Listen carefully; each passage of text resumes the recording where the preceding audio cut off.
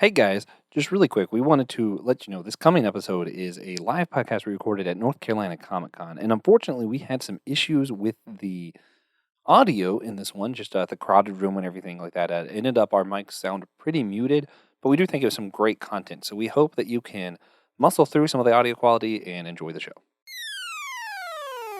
You're listening to an Anazao Ministries podcast.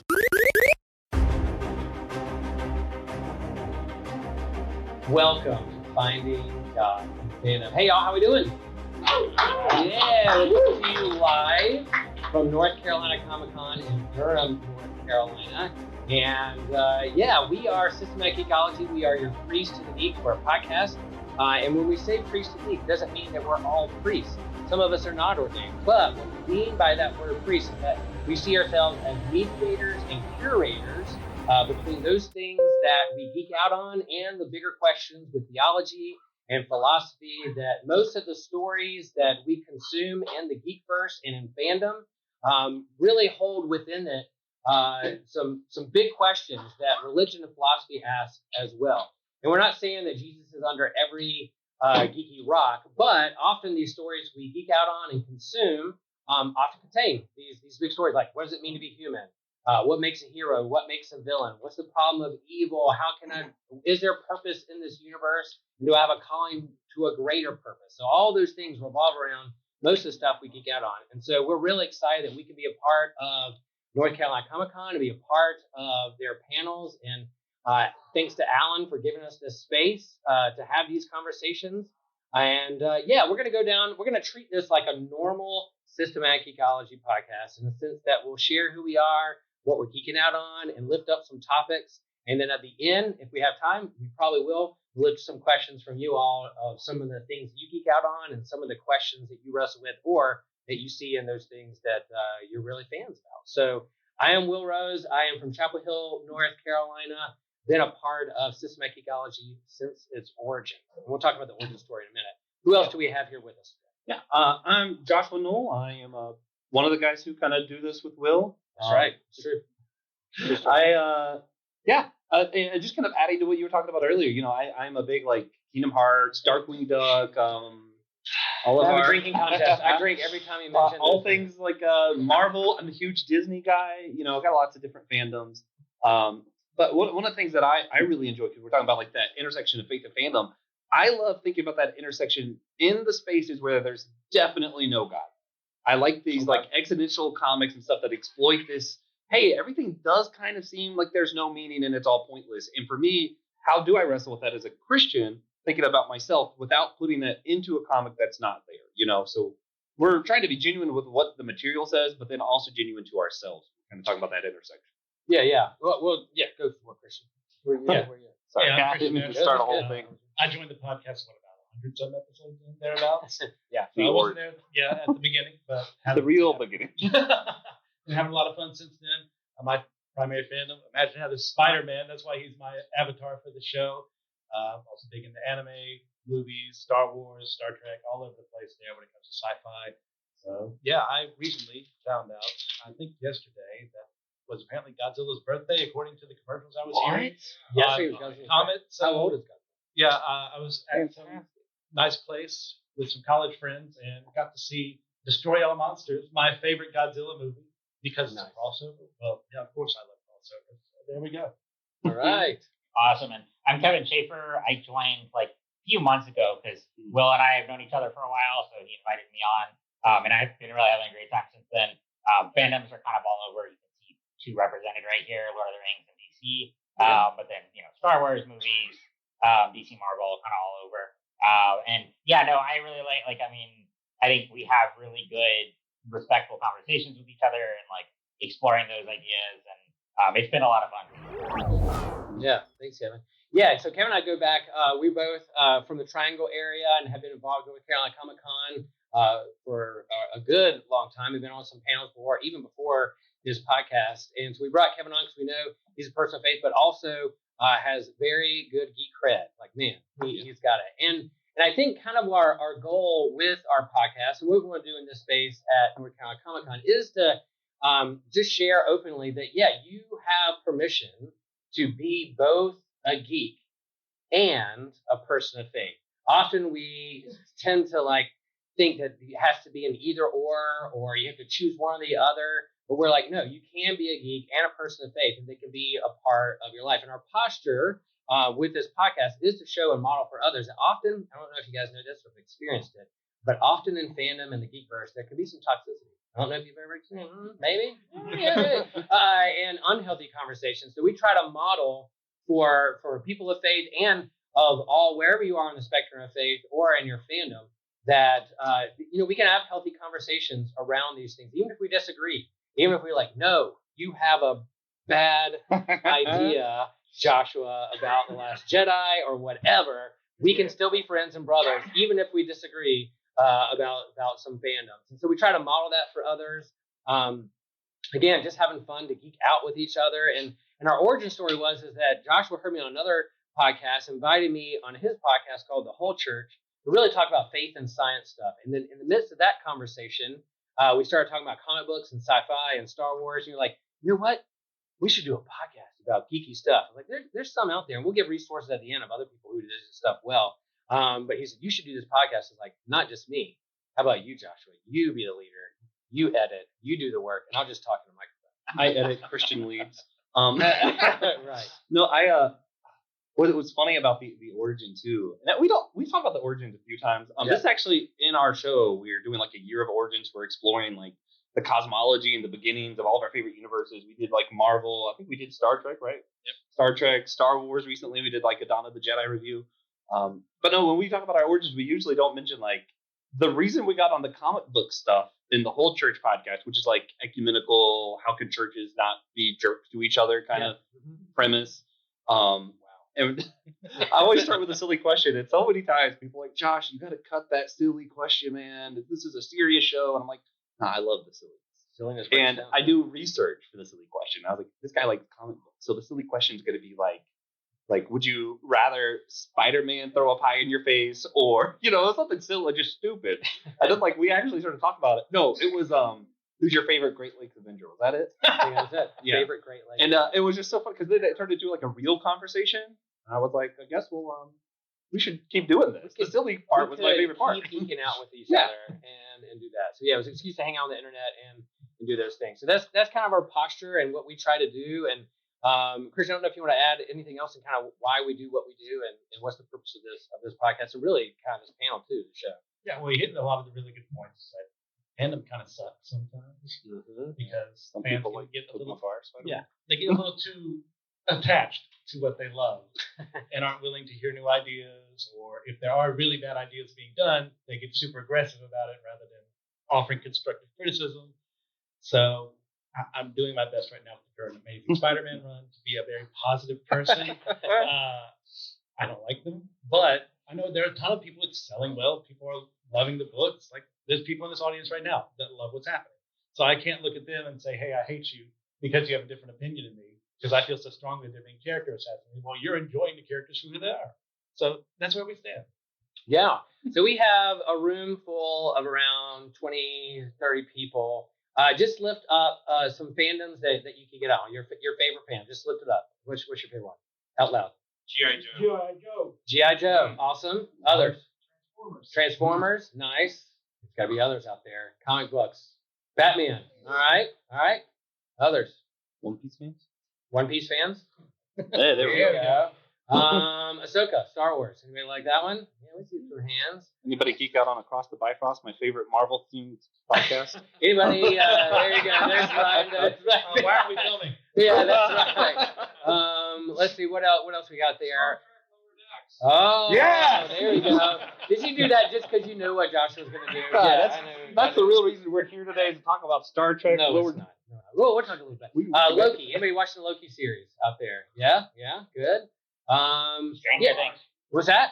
South Park. Yeah, there you go. Yeah, other anime stuff. What's back there? South Park. There you go. Cool. Stranger Things. Stranger Things. Always Sunny in Philadelphia. And that's what we said, that everybody geeks out on something. And so whether it could be like mainstay, Sacred Timeline, Marvel Universe, or it could be like a deep cut comic book hero or comedies, or there you go. or sitcoms or anime. There's a lot gaming. There's so much. There's no shortage of content in terms of what we geek out on, and we do our best to not geek shame anybody. Say, what are you geeking out on? Let me know more. We're more curious about the questions of why is this appealing to you? Why do you find this funny? Why do you find this helping you go deeper into life and the big questions? And so yeah, that's what we share. That's what we do. Yeah, that's one of the things I really love about our show. It's funny because I feel like I was really involved in the beginning, and like these days I do like 2 episodes a month or something. Like I edit, but Yeah, we have like 12. Christian's like the star now. Yeah.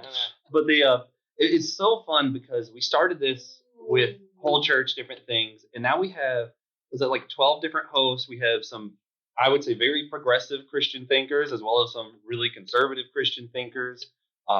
We've got people who don't like The Last Jedi. We got people who love The Last Jedi. The only thing I think we don't have, I have yet to see anyone who is a supporter or defender of the live action Avatar: The Last Airbender movie. I've not seen that yet. Any fans No. out there?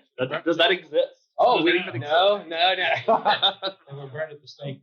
That's right. Christian, no. The conservative can't say that. Again, what are we modeling here?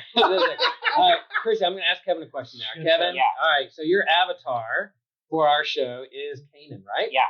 Kanan from Rebels, and you Yep. watched Ahsoka. What were some of the themes of Ahsoka? I assume you finished it. There's going to be mild spoilers here for if you haven't seen this. We're trying to do big time spoilers, but what were some themes in that show, or even Rebels itself, that connected with you, that helped you go deeper in some of the bigger questions we all wrestle with? Yeah, definitely. So, Kanan is my avatar. I've got an Ahsoka keychain on my wheelchair.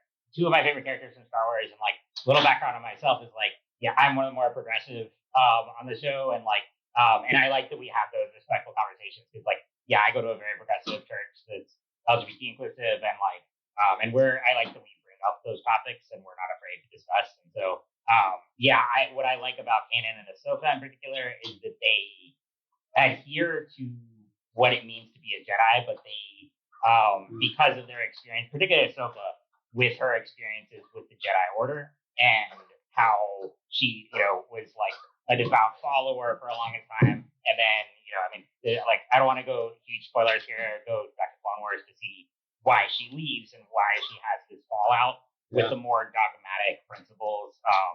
And so that resonates with me. But she also doesn't like turn on that side completely. She's like is able to become a Jedi in her own right, find his own path. And Kanan similar too, because he's a survivor of Order 66, and he never really was able to complete his training in the old order, and he had to learn just to survive for the longest time.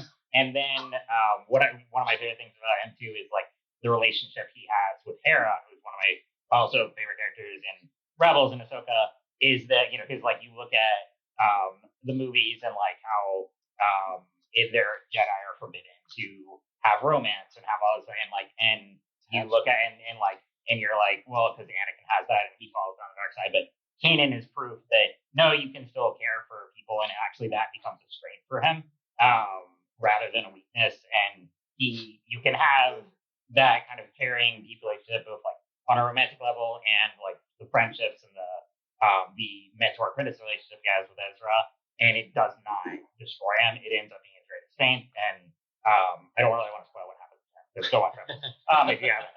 But those themes really carry throughout Ahsoka, and we got into that a lot on an episode a few weeks ago when we were talking about the series as a whole. And you have kind of the instead of just this like black and white Jedi and Sith, it starts to explore Force users who have different ideas about what their purpose is and how they, Baylan Skull is a prime example, Ahsoka's a prime example. Yeah. And so I really liked how the show explored those themes. And I think that resonated with me particularly, like my student church and stuff. And so I love being on this podcast. And and also I just want to add this because Will, you were talking about earlier about giving people permission to be geek and a person of faith at the same time. When I tell people that I have a group from church and we do a Star Wars RPG every month, some people outside are like, "What church do you go to?" They're just surprised that because I'm saying many people have been through the D&D satanic and all that kind of stuff, And we're able to, on the show, talk about horror properties and a really diverse range of stories and examine the themes within those. So that's what I really like being a part of here. Yeah, well said, Kevin. That's good. And I think with Ahsoka, it does give this broad spectrum of kind of the Jedi religion from, it doesn't, in terms of their experience with the Force, there's different ways people in the actual Star Wars universe wrap their identity around that, and whether the same way it mirrors kind of how we do church or communities of faith today. So I think it really does lift up that. And if you watch, how many of you watched the whole series of Ahsoka all the way through? Yeah, they're baptismal imageries of like dying to oneself and rising to new life. There's a blatant like Jonah reference of hopping in a whale and going somewhere. Like all those things. I'm pointing at the TV like that DiCaprio meme. Like, yeah, see it. And so all those things are pretty blatant, but I think it also gets to the nuance of how we handle life and relationships and disappointment. And when we are hurt by faith communities or just community in general, and then how do we find healing? It really goes into that, and have lots of lightsaber fights, and that's what I'm there for. Really, what I'm there for. Do you want to go into like One Piece now? Talk a little bit about One Piece. Are you one Christian? Are you a One Piece person? Oh, indeed, I am. All right. What are some themes and what be there? Like, I was not a One Piece person until I got into this podcast. I didn't realize that this is a manga that's been going on since the 90s. Yep. And the anime has like thousands of episodes of anime cartoons, and they just made the live action on Netflix. How many of you seen live action on Netflix? One Piece. How many of you read any of the manga? Oh yeah, there we go. Some of the anime. Yeah. They've tried to lure me in, but it's a long haul. Christian, what are some themes there in One Piece that lift up kind of what we're doing here, and how do we go deeper with the questions? It goes big into freedom and like what personal freedom means to people versus, well, how far do we go with that? What is acceptable to be free and what is not acceptable to be free in? Is a rigid government, can you have freedom there? Or is there a way, total anarchy, the way to go? Like, and one of the things Luffy, main character, is really big on is respecting other people's rights to do what they want so long as they're not hurting anybody. And that's something that the church do a lot better overall. When it comes to things that aren't sinful, when it comes to things that I personally don't like, well, they're not sinful, so I don't get to say, you don't get to watch this. You don't get to listen to that. Like, let people love what they love within reason. And that's one of the things you kind of learn with Luffy. Like, hey, if you're real excited about what you're doing, if you're having fun, you're bringing joy to other people, guess what? Who's your biggest supporter? It's going to be him and his crew. If you're doing something that causes someone to lose their freedom, you're their biggest enemy. You're public enemy number one. They will declare war on the entire world if it means respecting someone else's freedom. And I really appreciate that. As I served someone who destroyed the entire world's sense of control just to bring us back to life. Yeah, and the premise is around like pirates, and that's your favorite fandom, Joshua. Pirates. You really like pirates. Do love pirates. You do love pirates. And so here's an anime I'm fan right now. What is it about the pirates and this particular crew on this ship and their quest that appeals to you in this series? Well, Luffy just is me, so that helps a lot, you know. Cool. Like I'm Luke Skywalker. No. I started this series, the show as a whole, because I'm not really a big anime guy, but back in high school, one of my friends was like, "You got to watch this show because I think you might be the main character." And then I watch it. He like starts off bursting out of a barrel for some reason, and just starts punching people. That he's like, "I need meat," and I'm like, "You know what? Okay, yeah, I feel it. I like this guy." But no, for me, piracy is you got to make a distinction, really. We're thinking of like 16 to 1800 centuries pirates, which is kind of what we think of when we're doing this show. It's kind of a mock-up of that. There are obviously very terrible, awful players at work. That's just how it works. But in the world, like real history, we lived in a lot of suppressive governments, different things like that. And if you look into the history of piracy, you'll see the place that women had the most agency was going to be on a pirate ship. That's why a few women literally just hijacked a ship and went out to sea, because if I can't in my own country live how I want to live, you know what I'm going to do? Screw that country. I'm going to go become a pirate. Pirates would often free slaves because they're going to work for you, because otherwise they're going to be slaves. So they come and join the pirate crew. So you get like really diverse groups when you look at the history of pirates, real time in American history. And that same theme, even though it's a very different world in One Piece, is what you see. You see Luffy's going through the government suppressive. All these things are evil. Yeah, there still are evil pirates, but then you have Luffy who's literally like, no, I wanted to say that I'm the king of the pirates and screw everyone who's being bad. Like, it's just so basic sometimes. But then you get like recently we're about to drop an episode about the Drum Island arc of the anime and manga. Without any spoilers, he's recruiting another crew member. I know that you talked a lot about that with me recently. Is like the parallel of Luffy called people out to how Jesus called his disciples out, and thinking about that in context of what happens on Drum Island, if you're familiar with the anime or manga, man, he calls someone friend who's never heard that word before. He bleeds for someone who has never seen someone care about it before. And just thinking of that in context of you putting Luffy as doing that call story, it shook me because I'm like rewatching it. I'm like, oh man, how powerful the word friend can really be. Man, I love that. And in One Piece, I've dabbled a little bit in kind of the anime, but more the Netflix live action. I love team books, whether it's X-Men, whether it's Justice League, whether it's the Avengers. I like team books because, individual heroes on their own have superpowers, they have gifts, they have abilities they use for a greater purpose out in the world. But often there's a threat that is greater than them. So they have to bring their team together that is bigger than the actual threat that's coming. And so I love to see how those group dynamics, team dynamics work with each other in these books and movies. And when I was watching One Piece, I couldn't help but go to Jesus calling disciples for the first time. Come and follow me. I got some way. They didn't. They just dropped their nets and followed. Somebody respected them enough or looked at them and said, you're worthy enough to come and be with me. I value you enough. I need your gifts. And so within this One Piece, he's calling his team together. He's calling his crew for a greater purpose, greater than themselves. And no one's really called them before or looked at them as to want them to be a part of a family. They're these kind of loose cannons around the way. But then, like, how do you call that together and become a family? And we see that kind of with us here, as we're a group of hosts from different backgrounds and traditions, and yet we come together for a greater purpose. And I know all of us have different families and friends and communities that you're a part of that you value, that help you be a better person who you're called to be. All right, Kevin, down there on the end. Yeah. Have you been watching Loki? No, not yet, but I would. I know things other than. I was gonna say, can I bring up some of the horror stuff for a minute? Absolutely. Okay, so who here watches like any of the Mike Flanagan properties? Like, okay, so yeah, some people like Haunting of Hill House and stuff. I bring this up because Christian and I have had some really good conversations about these, and like, this is another thing where I think a lot of churches say like, oh, you can't watch horror or anything like that, and I've actually found some of the like most enlightening spiritual conversations and topics like come across in a lot of horror properties, especially the Mike Flanagan. And I use like Midnight Mass as an example, which is a great show, highly recommend. And Christian and I have talked about this, and you can look at that on paper and think like, oh, that's a criticism of like any type of religion stuff, and really it's not, because it is like the basic premise is this series that's set on this off the coast island, and there's this religious cult that is amassing a huge, planning a big massacre and controlling everyone there.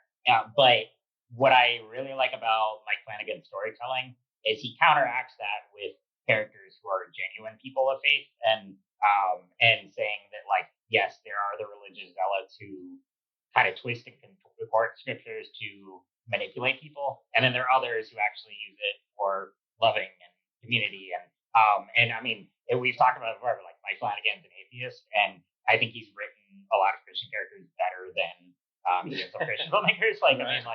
Because he's not going with like trying to say one is better than the other, but he's trying to say that, like, no, there are people who have different beliefs and can still be respectful toward one another. And he does it there, and especially in Midnight Club as well. I think really well. But sorry to go off topic for that, because I'm behind on Loki. I know I've heard it's great, but I do want to bring that up because that's another thing where I believe that those kind of taboo topics, like in a lot of churches that say you shouldn't watch those, or I think actually have a lot of merit to them, and we've had great discussions on those properties. Yeah, one thing I love about fandoms in general. So we're talking about like the Mike Flanagan and how he handles like Christians, Catholics, etc. Talking about One Piece, who are the pirates, who's the government. A lot of times our fandoms, and the good writers anyway, challenge our labels. It's not pirates are the good guys, government's the bad guys. If you watch One Piece, because there are government players who are like, oh wow, that's if the government was that, it would be good. And then there's pirates that you're like, oh yeah, that's right, pirates are still bad guys. And then you're watching these, same thing with like the church, not church. Thinking about X-Men, being a mutant or not does not make bad guy. Like these labels, especially for someone who did grow up way more conservative than I am now. I'm still pretty conservative. But I grew up with a lot of people doing that kind of dismissive argument of, oh, I don't like what you said, so now I'm just you're a Marxist. Well, you're not really engaging in conversation now. You're just calling a name and then moving on. And that's one thing that fandom just doesn't allow you to do.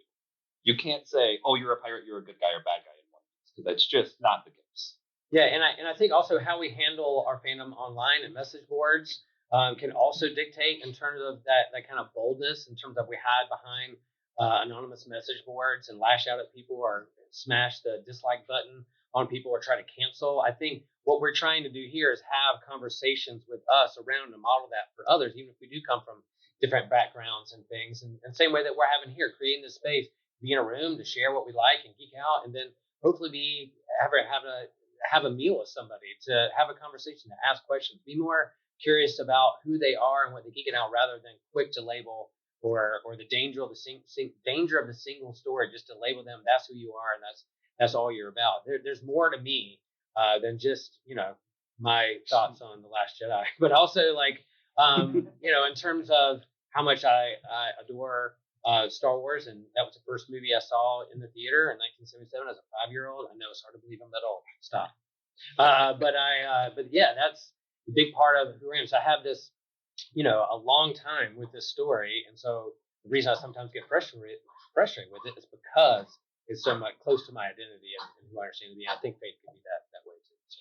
Yeah, Will brought up a really good point. It's so easy to hate something. Like, people have been following the show knows that there's only 2 things I rate a -1 out of 10. That's The Last Jedi and Spider-Man One More Day, where he sells his marriage to Mephisto. What a good character should do, because he's the hero.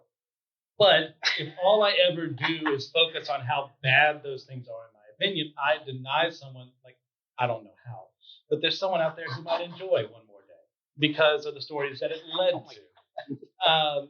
Sure, you can have that. I'm not a fan of how that happened, but I can have a conversation with them and then just say, oh, you like this? Well, we have nothing in common, even though before we might have been talking about, we're both Braves fans, or, we saw the newest Star Wars movie or whatever. And then suddenly when there's a point of contention, we can just look and go, oh, well, that defines you versus everything else we had beforehand. I'm going to get rid of you from my life. That way I only keep the good things I like. That's not how people work. There's not a single person in this world I 100% agree with, not even myself. And the reason I brought Loki, I think it's a good show. Yes, within the MCU, as the Disney Plus streams, it's my favorite right now because of season 2. It's become my most favorite kind of online streaming MCU property because of the story they're telling. But this whole understanding of alternate timelines, multiverse, but also a sacred timeline. It's fun sci-fi, it's fun speculation, but yet they're also leaning into their relationships, of their friends, who's important to them or not, which often what apocalyptic genre does anyway, whether it's Walking Dead or Robot Apocalypse or Aliens, whatever, it reveals to you what's important to you. And so within the show of Loki, it's revealing what he's really looking for in life. What is he really longing for in life? And then I find it super ironic. I was talking with Ryan about this not too long ago, that here is the god of mischief, the god of lies. He's the only one in this season who's trying to be a truth teller. He's trying to share with others what's really going on. And of course, they're skeptical and believe in him or not, because he's the god of lies, god of mischief. But he's like, look, he's the only one trying to tell the truth and to point to something bigger that's going on, that there's a real threat. And so how they do that nuance with one episode to go, I can't wait to see where it lands and how they wrap up the season. So going backwards a little bit. Okay. We were talking about the labels thing. I also want to say it does sometimes work backwards, where you can assume someone's assuming something. And that's one thing that happened to me on the show that really kind of humbled me, I suppose. I'm a huge Disney guy, Disnerd, if you will. 100 Years thing's a huge deal to me. I've been really geeking out on all of that. So excited for Wish coming out next year. The way they're doing the cell shading, like the animation is just incredible. But we did an episode once, and someone was going on. He's like, I'm going to talk about why I don't like new Disney stuff. And in my mind, I'm like, this is going to be conservative Christian telling me why Disney only likes progressive things now, and it's all going to be about that. And he gets on, and it's like, actually, they're trying to say the power is yours now, and they're robbing you of understanding that sometimes you just can't do it on your own. And I was like, oh, wait a minute, that's actually a good point, and I just assumed that you were this other kind of person labeling Disney. So, watch your assumptions when someone disagrees about something. Some people might have a good reason not to like The Last Jedi. I haven't heard one yet, but they might have it. We still need to have that conversation. Yeah, Joshua, I forgive you of my suspicions. No, and I was gonna say, like, I wrote reviews throughout college when I was working for the school newspaper, and it was a lot of fun. But like, I got to a certain point where I got kind of tired of writing any negative reviews because, like, I mean, like, I was doing it for a while, and like, when you're kind of immersed in that particular culture, you get it. Like, it can lead to a desire to, have this like, controversial opinion just to get hits or whatever. And I got really tired of that. So these days, like, even if I don't like something, I just don't dwell on it. I choose to instead just focus on the things I like. Because, like, for instance, like MCU Phase 4, like, I loved Black Widow, I love Black Panther 2, some others. I really did not like Love and Thunder, but I don't want to like dismiss anyone who enjoys it, because if you enjoy that, that's great. Like, and I just stopped, like, and that's the thing. In order, I think, to have more productive conversations, like, yeah, I see these articles, like the articles I really hate at the end of the year is when people do like the worst movies of 2023. I'm like, what does that do for anyone? I mean, like, it's all you're, even if you didn't like something, if you're devoting that much energy to like putting down someone else's work and like drawing that out, it just doesn't feel good for me anymore. So I've instead put more energy toward promoting the things I like and writing my own stories. Yeah. At the risk of never being invited on Across the Bifrost, I did not care for Love and Thunder either. Love you, Ryan.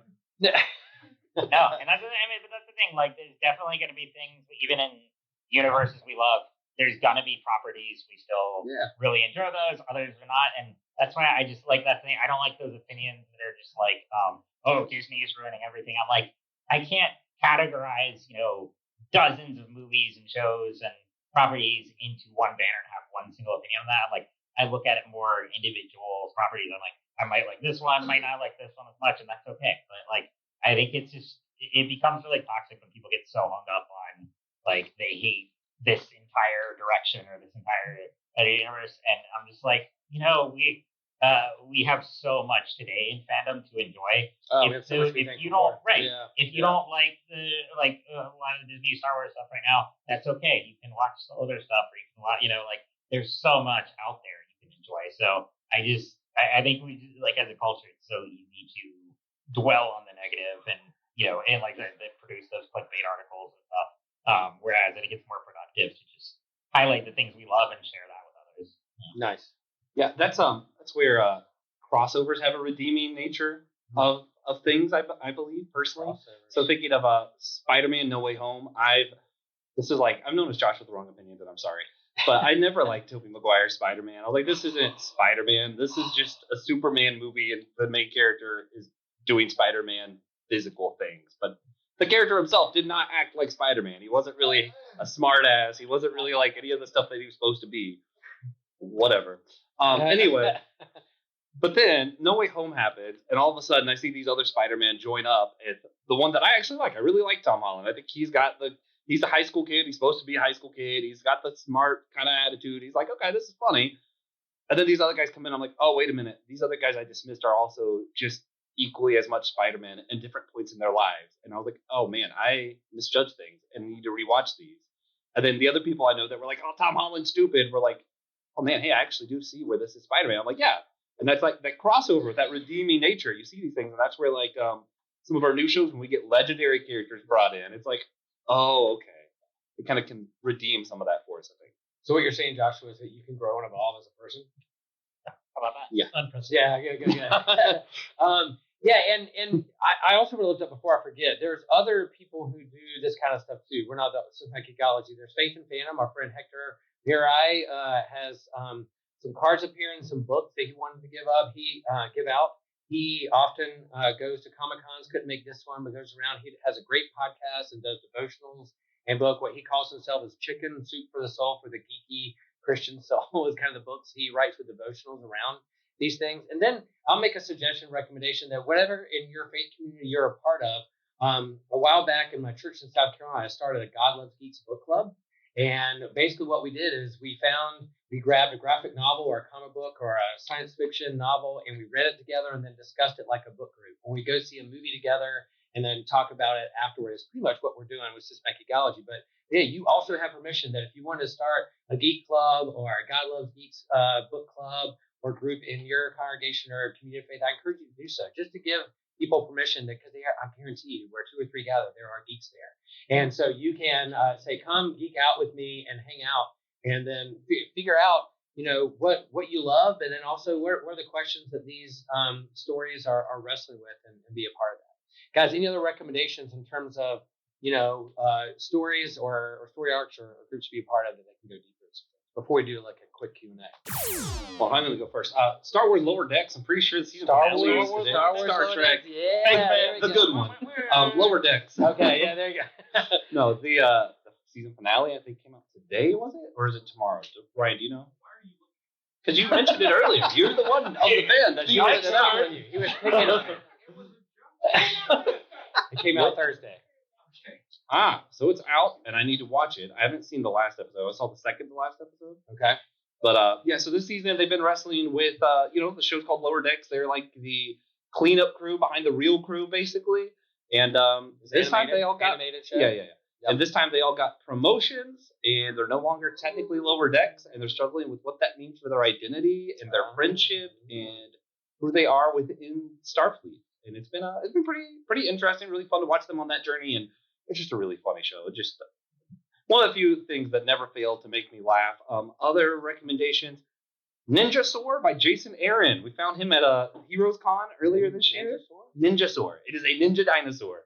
It is silly, ridiculous, fun. If you just like, I don't think it's Jason Aaron.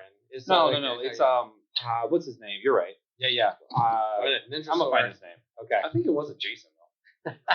Right, like they're shaking his head. Yeah. And listen, we'll just pretend like that's it. And sometimes then everyone not just will find a wrong Ninja opinions, it's just a wrong. There you are. Yeah. Jason Horn. There you go. I told you it was a Jason. And then Scotty Young's Middle West. I just picked up the omnibus last week. I'm almost through it. It's been a week, and I worked 60 hours, and still somehow almost finished that. It is so stinking good. We're proud of you. He says it's his most personal work, and I was like, how is a little fantasy story with trolls and demons going to be your most personal thing? And I'm like, oh, I get it. Nice. I get it. It's good. Nice. I'm going to go a little different what I normally do. This actually happened to me last night. The power went out at the beach house I was staying at with college friends. So what did we do? We panicked because there was nothing electronic we could do. The internet wasn't working. We had to spend time with one another. And what we did is we actually went outside on the deck. And for the first time I can remember doing so forever, I just looked at the sky. And since every other house had lost power, the light pollution was like next to nothing. Yeah. Got to see a brilliant, beautiful view of the galaxy out there. It was just a really good moment, just seeing the things I don't look at anymore because I'm so consumed with other things. The wondrous things God made out there. Nice. Do you have a recommendation? I got a podcast recommendation. I don't know if you guys should listen to Inside of You with Michael Rosenbaum. He's the guy who played Lex Luthor on Smallville. And he does this podcast where, because most of the podcasts I listen to are very like conversation oriented and just human stories. And so he interviews everyone from actors, writers, creators, like both friends he knows, and then just other celebrities in the entertainment world. And the idea behind it is like getting inside of you. So like not just the surface level, like, oh, how did your career start? But like he asks them really personal questions about, growing up and how did they want to become an actor or writer or whatever. And they get into like really heavy topics. And I've been really enjoying that. So like I listened to episodes with like Will Wheaton and Brandon Routh recently, several others. And so that's a really good one. You need they're usually like hour-long episodes. But yeah, those are the kind of podcasts I typically gravitate toward. No shortage of geeky content and no shortage of podcasts out there. So many cool stuff. Now, out there to our crowd here, any recommendations or things you geek out on that you think lift up good religious theological themes that you think would be edifying? Right? Yes, sir. Well, I'm going to go back to 201 One old and one burial. Okay. Doctor Who. Yes. Yeah. Yes, Doctor Who fans. Doctor Who. There we go. And then 60th one very, very old one. Dark Shadows. Ah, very good. That's showing my age now. But That's the, right. The way that the main character was no vampire. Yeah. But he wasn't the evil vampire. You know, it was just the whole, he had family, he had heritage, and people had to think, this is not what we normally think of.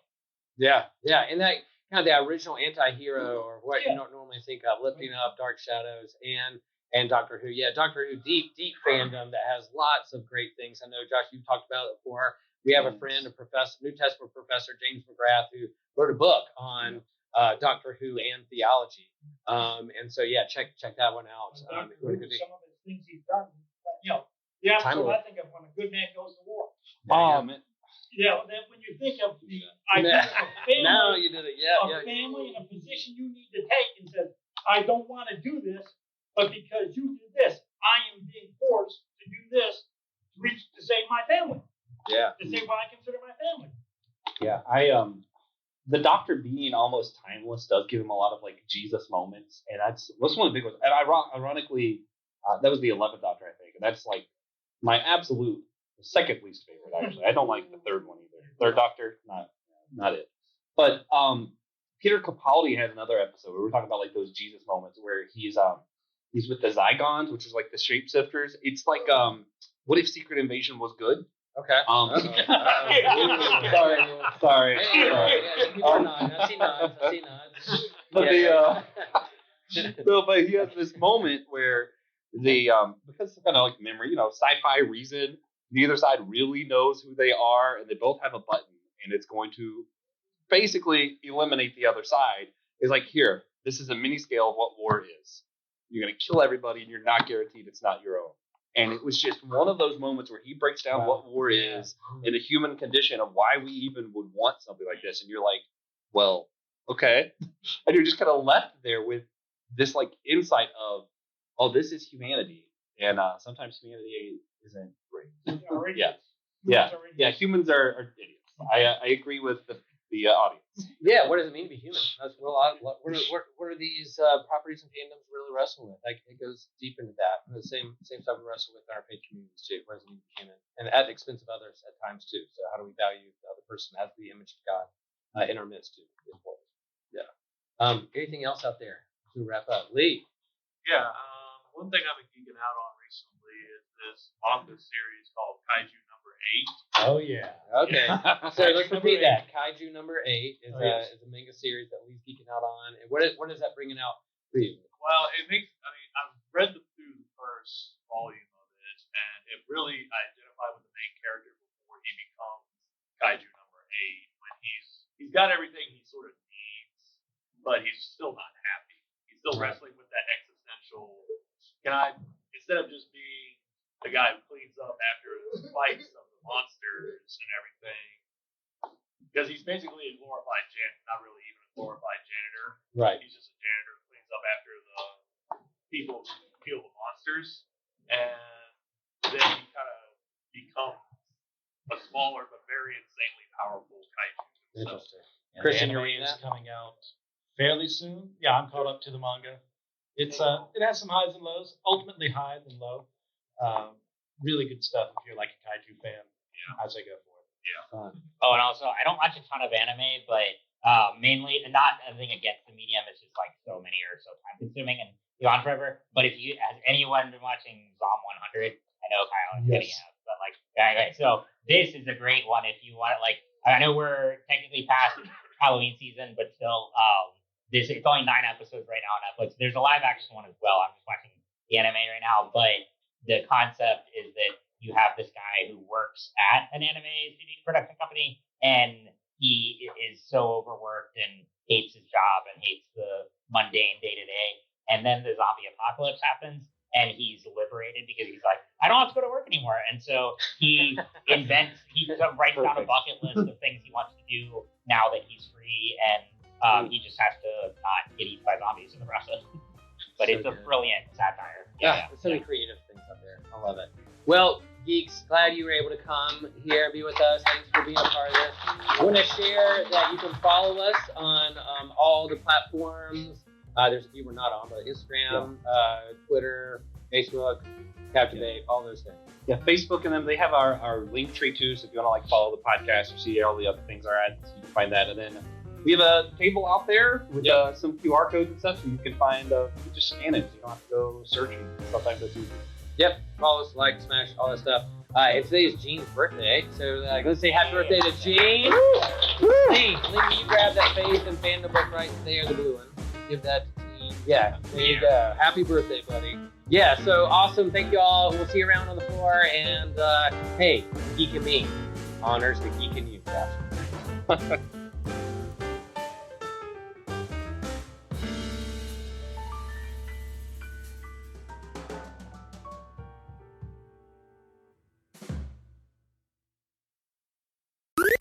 This was an Anazao Ministries podcast. If you enjoyed this show and would like to learn more about our network, be sure to check out the Anazao Ministries Podcast Network.